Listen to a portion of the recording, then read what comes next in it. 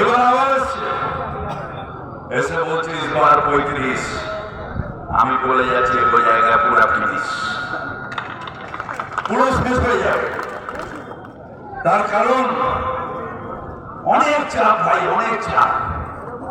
বিজেপির বিরুদ্ধে বললে বাড়িতে সিবিআই ইডি নক করবে। এই আমি ফেরা থাকি, কোন দোষ করে নিজে খেতে এসেছি। আমার বাড়িতে সিবিআই যখন তখন রেড করেছে, কিছু পাইনি, রেড করে যাচ্ছে। তার কারণ মাথা নত করো, অভিষেক মাথা নত করো, মমতা ব্যানার্জি মাথা নত করো, অধীর করে দিয়েছে, তোমরা করো। আর আমরা বলি ওপর আল্লাহ ছাড়া কারোর সামনে মাথা নত করবো না, করবো না, করবো না। ये सर झुक सकता है, ये सर कट सकता है, मगर झुक नहीं सकता। এই তুই কত করবে সিবিআই, কত করবে? এই তো এখন বলছে সন্দেশখালী নিয়ে সিবিআই হাতে কেসটা দিয়ে দাও, সিবিআই হাতে দিয়ে দাও। সিবিআই তো তোমার পকেটের লোক, সিবিআই হাতে কেস দিলে তো কালকে বলবো এটা ফেক ভিডিও। আমরা বলছি সুপ্রিম কোর্টে পাঠাও, সুপ্রিম কোর্টের জজের আন্ডারে এফিডেভিট করে ল্যাবরেটরিতে পাঠিয়ে দেখো ওটা ফেক নাপতে। যদি ফেক হয় আমায় অ্যারেস্ট করো, আর যদি ফেক না হয় যারা ওই ভিডিওটা করেছে তাদের নিয়ে অ্যারেস্ট করে নিয়ে সবাইকে কাস্টডিতে নিয়ে কেস তৈরি করো, বিজেপি নেতাদের বিরুদ্ধে কেস তৈরি করো। দেখো তোমার পাপের বেটা, তোমার কত সত্যবাদী আমি দেখতে চাই। আজকে আমাদের সাথে লড়াই করছে। কি করবি ভাই, কি করবি, কি করবি? মরতে তো এসেছি, একদিন তো মরবো, তার আগে মাথা নত করবো না আল্লাহ ছাড়া কারো সামনে। सरफरोशी के तमन्ना अब हमारे दिल में है, देखना है जोर कितने बाजुए मोदी में है। गला काटार इच्छा আমার মনের মধ্যে আছে, দেখি মানুষের স্বার্থে সারা জীবন লড়েছে, যেখানে অন্যায় সেখানে দৌড়ে গেছে, যেখানে মানুষের বিপদ সেখানে দৌড়ে গেছে, সারা জীবন ধরে মানুষের পাশে থেকে মানুষের কাজ করেছে। আর সেই মানুষটাকে নিয়ে বেইজ্জত করছো, যখনই আসছো সারাদিন ধরে বেইজ্জত করে যাচ্ছে। কত করবে, কত করবে? दीदी आपका तो घट्टा बैठ चुका है, दाঁড়িয়ে আপনার কথা বলছি না, আপনার দাঁড়িয়ে আছে, দাঁড়িয়ালা বলছে দিদি ভাট্টা পড়ছে। আরে কার ভাট্টা পড়ছে? দেখ দেখ তুই কার ভাট্টা পড়ছে। তার কারণ ওপরওয়ালার ঘরে দের আছে, মগর আঁধে নেই। একটা না একটা সময় বিচার হবে, সুবিচার হবে। তাই ভাই এখন এই যে সালিম এসছে, ওই অধীর চৌধুরী এসছে, এরা হলো ভোট কাটবা, ভোট কাটতে এসছে। আর আমরা একসাথে মিলে বলবো, আর আমরা এসে একসাথে বলবো আমরা একসাথে দাঁড়িয়ে আছি। হিন্দু, মুসলিম, শিখ, ইসাই আমরা সবাই ভাই ভাই একসাথে থাকতে চাই, ভারতবর্ষকে বড় করতে চাই। আমরা মিলে একসাথে থাকবো, আমাদের সাম্প্রদায়িক সম্প্রীতি। তাই বড় বোনের নাম মমতা বন্দ্যোপাধ্যায়, ছোট ভাইয়ের নাম ফিরহাদ হাকিম। এটাই বাংলা, এটাই বাংলা, এটাই বাংলা।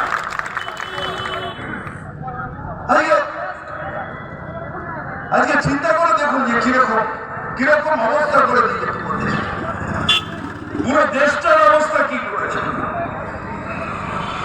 একটা আতঙ্কের মধ্যে রেখে দিয়েছে প্রধানমন্ত্রী, একটা আতঙ্কের মধ্যে রেখে দিয়েছে। আর এবার নাকি 400 পার হলে এখানে ডিক্টেটরশিপ করে, ওয়ান নেশন ওয়ান ভোট, অর্থাৎ পঞ্চায়েত থাকবে না, পৌরসভা থাকবে না, বিধানসভা থাকবে না, শুধু মোদির ভোট হবে, ওয়ান নেশন ওয়ান ভোট। আমরা বলছি গণতন্ত্র আমার জীবনের থেকে বেশি দামি, আমি গণতন্ত্র রক্ষা করব। আমরা মানুষ নিয়ে আন্দোলন করব।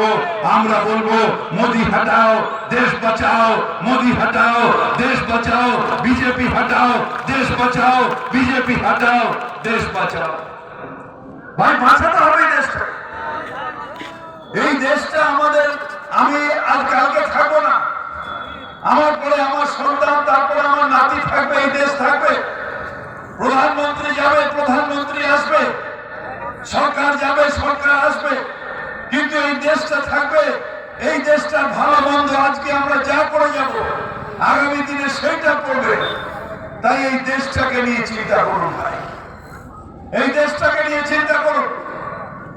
ইউসুফ পাঠান এরা বলছে বাইরের লোক, বাইরের লোক না। অধীর বাবু আমি অভিষেক ব্যানার্জির নেতৃত্বে আমরা 100 দিনের কাজ, গরিব মানুষের টাকা দিচ্ছে না তার প্রতিবাদ করতে গেছিলাম। আমরা গিয়েছিলাম, আবাসন যে গরিবগুলো ভেঙে রেখে দিয়েছে, এখন তিরপল দিয়ে থাকছে, তাদের টাকা আটকে রেখেছে, তা করতে গেছিলাম। প্রথমে গান্ধীঘাটে, তারপর যন্তর মন্তরের অবস্থান, তারপরে গেলাম, মিনিস্টার পালিয়ে গেল, আমাদের ওখান থেকে অ্যারেস্ট করে নিয়ে 30 কিলোমিটার ধরে একটা জায়গায় পড়ে দেওয়া হলো। আর আমাদের সাংসদ অধীর চৌধুরী বাড়িতে বসে মিছিমিছি হাসছিলেন। কেন? 100 দিনের কাজের আপনার বহরমপুরের গরিব মানুষ নেই, আবাসনের টাকা বঞ্চনা হচ্ছে, বহরমপুরের গরিব মানুষ নেই, তাদের জন্য কেন বললেন না যে হ্যাঁ বাংলার বঞ্চনা চলবে না, বহরমপুরের বঞ্চনা চলবে না, মোদি তোমাকে এই টাকা দিতে হবে, তুমি এই অন্যায় করতে পারবে না? বাপের বেটার সেই ক্ষমতা নেই, নেই, নেই, নেই সেই ক্ষমতা। তাই লড়াই করছে মমতা বন্দ্যোপাধ্যায়।